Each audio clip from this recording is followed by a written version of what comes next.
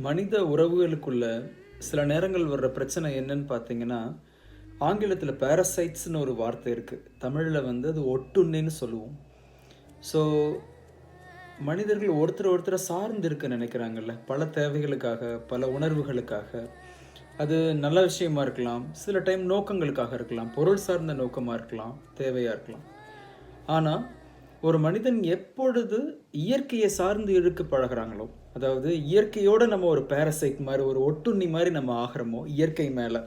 Example, ஒரு மரத்தோட வாழ்க்கைய கவனிச்சு, அதோட தினமும் பேசி, அதோட அழக ரசிச்சு, ஒரு ஆற்றின் பிரவாகத்த கண்டு, அத பத்தி ரசனையா வியந்து, அதோட அழகியல பாராட்டி, அதனோட பயணம் செய்ற எண்ணங்கள வளர்த்துக் கொள்வது தான், இயற்கையோட நம்ம ஒரு பாரசைட்டா அது மேல போய் உட்கார்றது. இயற்கை மேல ஒட்டுண்ணியா இருங்க. மனிதர்கள் மேல ஒட்டுண்ணியா இருக்கிறத குறைச்சுக்கங்க.